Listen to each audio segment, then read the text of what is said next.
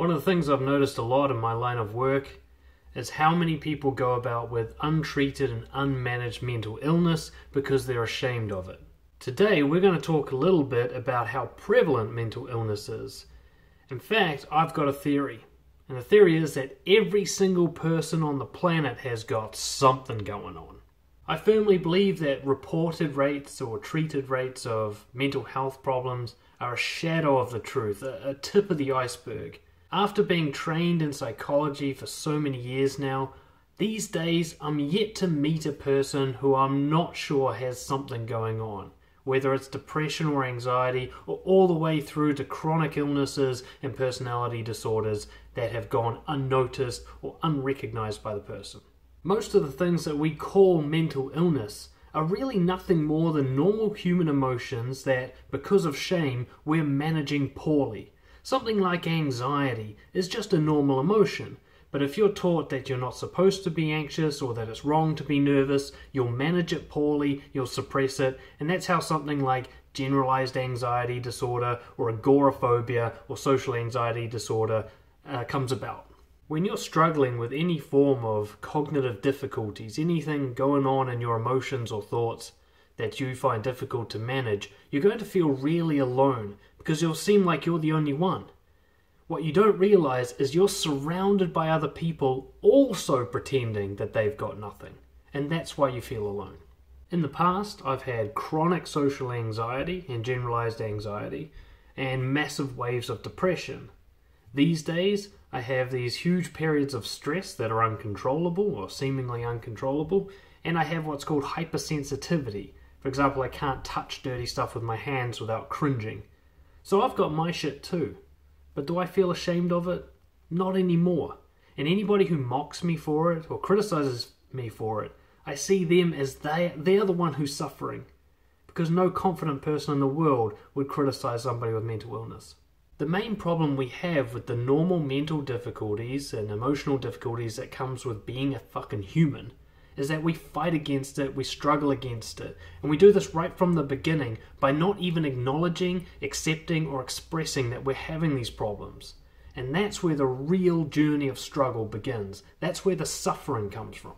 Unfortunately, due to the current model of psychology, which is really pathology-based, we're always looking at everything as a problem that needs to be fixed.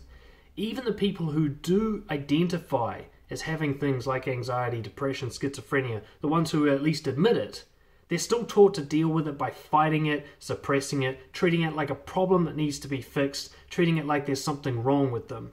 And I personally believe that causes more suffering than if you were to welcome this thing. See, the truth is, if everybody's struggling with mental illness, how can we call it an illness? If everybody has emotional difficulties, how can we say there's something wrong with them? Because if you think there's something wrong with you, then there's something wrong with everyone, which by definition means nothing's wrong, it's normal. Just last night I watched a documentary on guys with Tourettes syndrome. They're guys who yell out swear words and tick and shake and all that kind of stuff.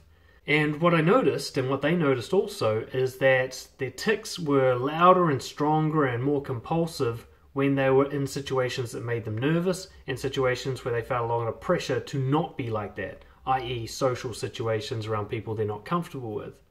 So what was really interesting is that their symptoms were aggravated the more they tried to suppress their symptoms.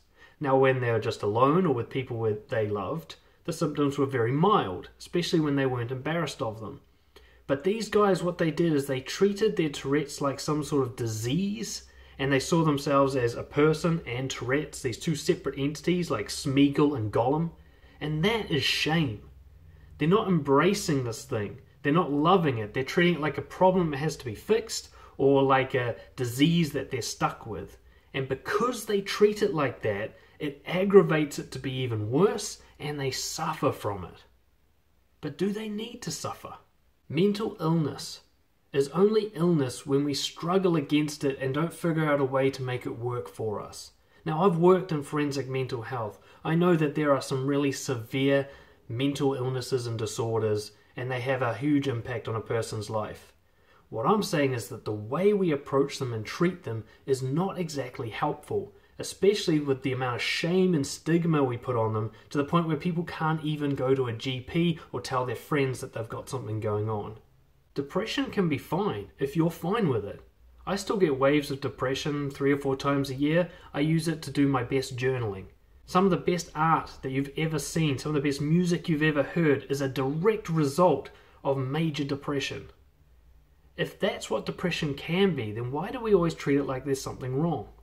Anxiety is a normal human emotion. If we can share it with others, we often connect with them well. Like when 2 people who are meeting for the first time both admit that they feel nervous. Suddenly they feel a lot closer together. Why do we need to medicate such a thing? Even something more extreme like schizophrenia makes you a more interesting person with a different perspective. It also opens up the possibility that maybe this is a higher functioning of the brain. If we stop treating it like an illness and start treating it more like a different sort of strength, we might be able to learn more about the human brain through the capabilities of those who are schizophrenic that people who aren't don't have. So many times in my work I've seen things like Asperger's and other elements of being on the autistic spectrum be honed into massive talent and strengths. There's an ability that people have when they're Aspergic to focus on details, to retain huge amounts of information, to be able to see things in the way other people can't see them. Why are we talking about this like it's an illness? Even something as painful as addiction. I mean, who isn't addicted to something? It might not be drugs, maybe it's approval, maybe it's chocolate, maybe it's work, maybe it's fitness. We've all got something we're just a little bit too obsessed with. And you know what? When you can admit that to other people, you can feel a great connection with them. Some of the best connections I've ever seen, Alcoholics Anonymous, Narcotics Anonymous. Where people being so open about their darkness and addiction creates the kind of relationships that most of us can only dream of. But for these things that for decades, if not hundreds of years, we've viewed as weaknesses, as failures. If we're going to start viewing these things as strengths, first we have to drop the shame about them. We have to stop saying, there's something wrong with me, there's something wrong with you. Because it's just not fucking true. I'm calling you out. You've got something. You've got something. Anxiety, stress, depression, weird thoughts that you can't seem to control, obsessions, compulsions, visions that aren't true, voices that nobody else can hear. We've all got something, and you're lying to people about it. You're lying to yourself about it. You're lying to others about it. Now, you've got your reasons for lying. I understand those reasons. But if we can all step up at the same time and be bold about this thing, maybe we can create a transformation in the whole way that we see the thing that we call mental illness. What if it's a strength that we're not using? Now, one of the reasons you're scared to do this is because other people will mock you and give you shit about it. The weird thing is that you take those people seriously. I want you to consider a very obvious truth. If someone is truly confident, with a healthy psychology and good management of their emotions, would they be a bully? Would they mock people? Would they lack compassion for fellow human beings? Would they lack empathy? Would they be mean to people, nasty, spiteful, controlling? No! You have to be mentally fucked up to be any of those things. So anytime somebody's mean to you about your so-called mental illness, all they're saying is, me too, I've got something, look at me, it's obvious. So why do you take them seriously? They're the ones who need more help than you do, because at least you can admit it, they can't. There's no such thing as a healthy bully. The only way someone can be cruel to another human being is if they have cognitive malfunctioning and emotional regulation issues. Okay? So anybody who gives you shit about you being honest about the way your brain works, they've got even bigger problems than you do. And if you're one of those people who gives others shit, if you tell people with depression that they just need to harden up, or you tell people with anxiety that they're pussies, I'm talking to you. Go see your GP because you got some problems. Ultimately, the key to self-acceptance is understanding. You need to know yourself. You need to explore every aspect of yourself as truthfully and as bravely as you possibly can. Find out what it is you got that makes you do that behavior that's so harmful, or makes those thoughts that hurt you come up, or makes those emotions that you can't regulate flood through your body.